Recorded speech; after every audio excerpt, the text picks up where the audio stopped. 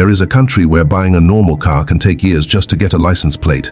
But buying an electric car in that same place takes one day. No wait, no lottery, no auction, just drive it home. That is not the strangest part. This same country did not even try to compete in the old car industry. Instead, it skipped it completely and built something new from the ground up. Today, that country makes more electric cars than the rest of the world combined. It controls the batteries, it controls the factories.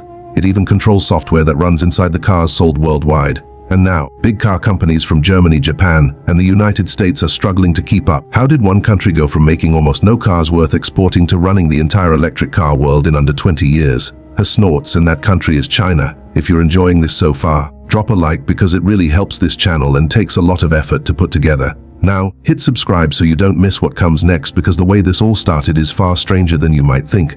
Her music and the twist near the end might surprise you even more. The old plan. Back in the 1980s, China wanted to build a strong car industry, music, just like everyone else. At the time, they had almost no experience making modern cars, so they came up with a plan. They let big foreign car companies come in and sell cars there. But there was a catch. Those foreign companies had to team up with local Chinese companies first. The idea was simple. Local workers would learn how cars are built by working side by side with experts from other countries. Slowly, they would pick up the skills needed to build cars on their own. And for a while, it actually worked. Factories popped up across the country. Workers learned how to put cars together piece by piece. Millions of cars rolled off the line every single year. But here is the problem. The foreign companies were smart. They shared some knowledge, but they kept the most important secrets locked away tightly. Things like how engines work, how transmissions shift smoothly without a jerk, how tiny computer chips control everything happening under the hood. These are the real brains of a car, her music, and no one was willing to give that away for free. So even after years of building cars, China was stuck in the same spot. They could assemble cars, but they still did not know how to build the most important parts from scratch. It felt a bit like learning to cook just by watching someone else eat dinner every night.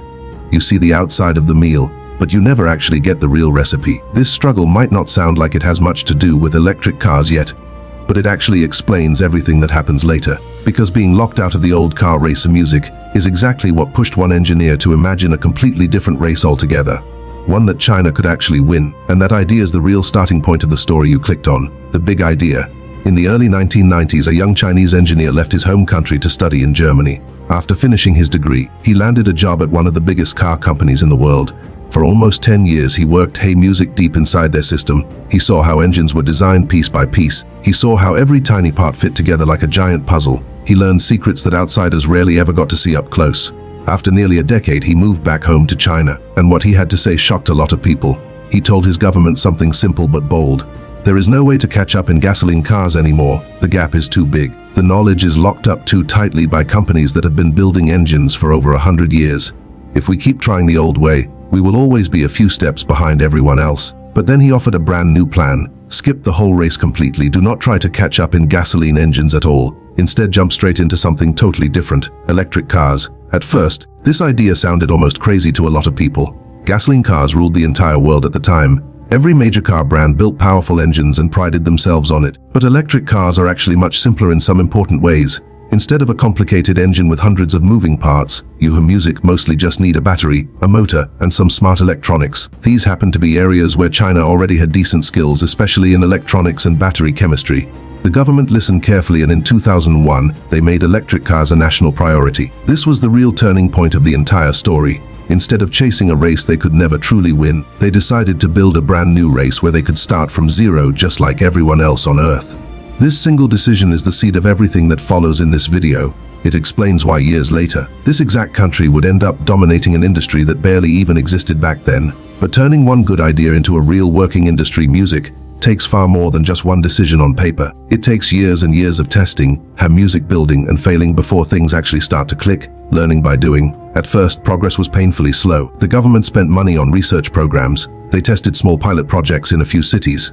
Then in 2008, something bigger happened. During the Olympics that year, 50 electric buses were used to move people around the host city. It was one of the first times electric vehicles were tested on a large scale in real-life conditions. The next year, they launched an even bigger test across the country. It was called the 10 Cities 1,000 Vehicles program. The idea was simple: put 1,000 electric vehicles into each of 10 major cities and see what happens. This gave engineers a flood of real-world data. How do batteries perform in freezing cold weather? How often do they actually need charging? what parts break down first after heavy daily use. Then in one southern city, Music, a major Chinese company, started running electric buses and taxis all over town. This let them collect even more real-world data while also making some steady money. Even though the technology was still new and Music far from perfect at the time, piece by piece a strong foundation was quietly being built underneath everything. Batteries got better every single year. Suppliers popped up everywhere across the country. Standards were created so different companies could actually work well together instead of clashing. This slow, careful groundwork might not sound exciting on the surface, but it mattered more than almost anything else in this entire Music story. It set the stage for something much bigger, something that would soon make the rest of the world sit up and take notice. Because once this foundation was finally ready, China was about to do something no other country had ever really done before. They were about to build an entire car industry in a completely different way from anywhere else on the planet. And that difference is exactly why buying an electric car there today feels so effortless. The secret weapon. Here is where things get really interesting. Most countries build cars a bit like a relay race. One country designs the car, another country makes the parts. A different country builds the Music batteries. Then everything gets shipped across oceans and finally put together in one place. Each step depends on ships, planes, and long frustrating waiting times between Music every stage. But China did something totally different with their electric car factories. In certain cities, they built battery factories right next door to parts suppliers. Those suppliers sat just steps away from car assembly plants, and Music engineers worked right beside the actual production lines instead of sitting in some faraway office building. Think of it like a group project where everyone happens to live on the exact same street instead of scattered across different countries. If something breaks or needs fixing, you do not wait weeks for a shipment to arrive. You just walk down the street, fix the problem, and keep the whole line moving forward. This turned the old slow relay race into a non-stop loop of fast. This setup allowed things to move incredibly fast compared to anywhere else.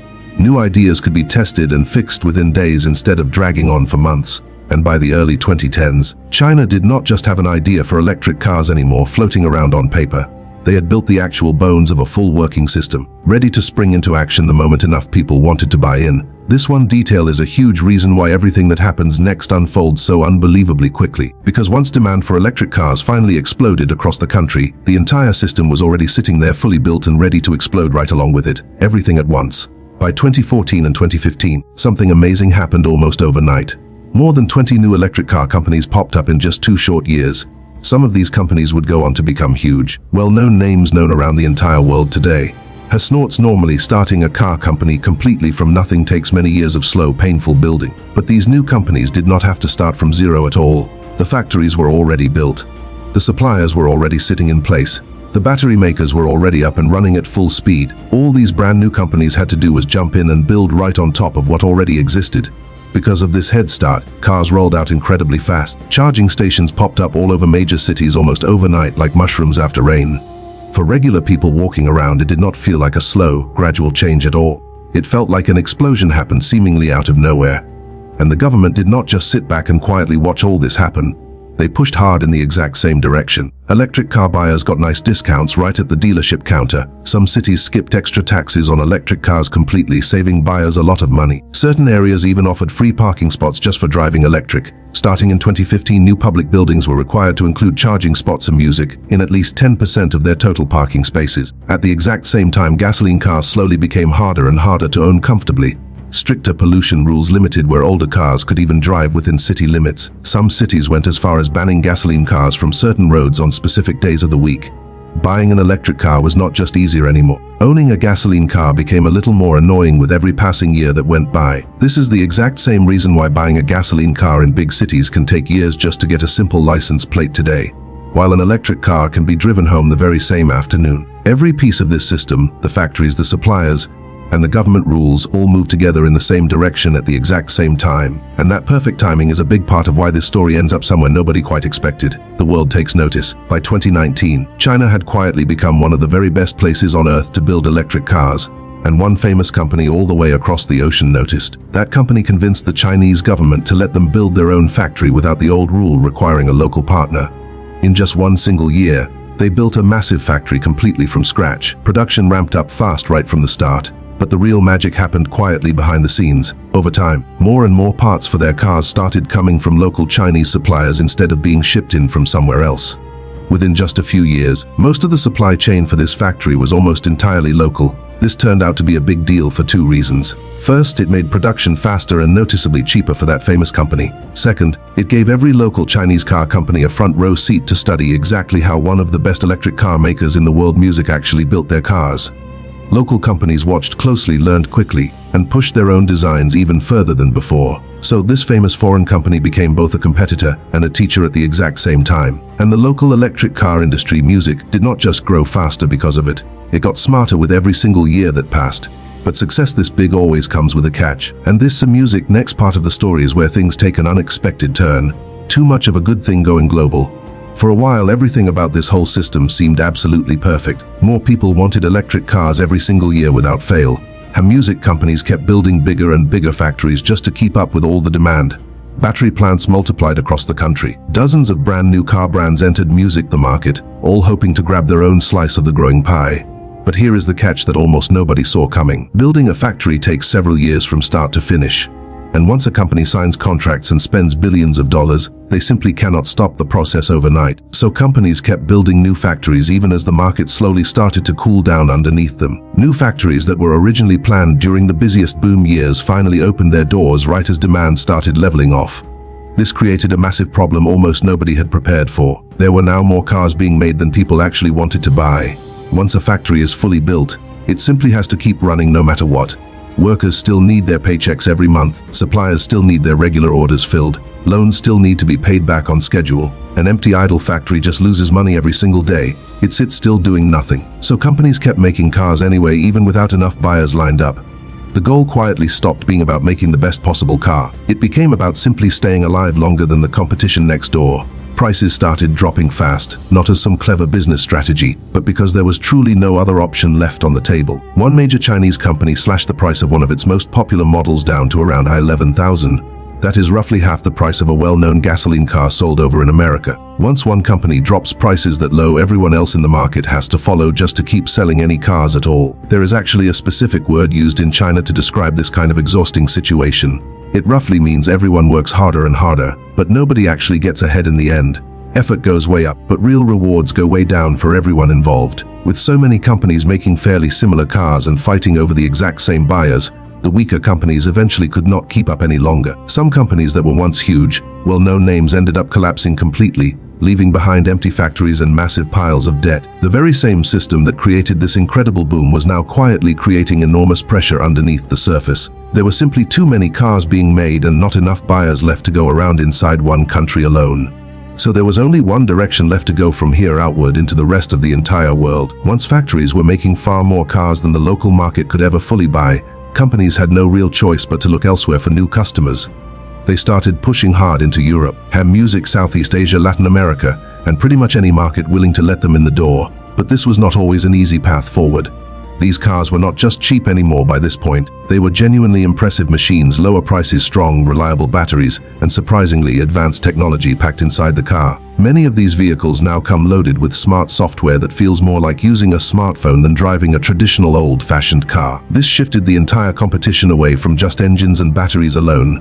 Now it was also about software, screens, and clever smart features. This shift scared some governments enough to actually act on it. New taxes and fees were placed on these cars entering certain countries. In 2021, major trading group placed extra fees on several car brands, with some brands facing very steep charges stacked right on top of already existing import taxes. The goal was simple and clear: slow things down just enough to give local car companies a bit more time to catch up and adjust. In the United States, taxes on these cars became so incredibly high that they were basically locked out of the market entirely. Europe added its own set of fees too, a bit lower overall but still quite serious in size. For many of these governments, the worry was not just about cheaper prices undercutting local brands anymore. It became about something much bigger than money.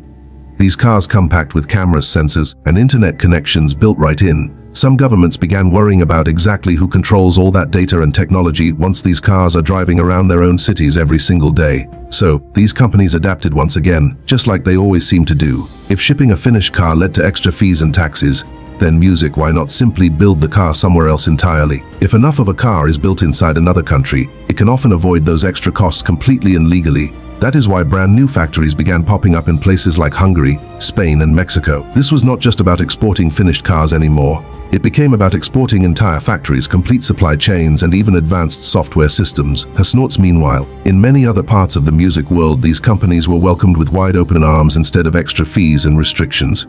Cheaper cars, brand new jobs, and fresh new factories looked like an incredible deal to many growing countries. So, while some parts of the world quietly built walls, other parts of the world happily opened their doors wide. And that brings us right back around to where this whole story started.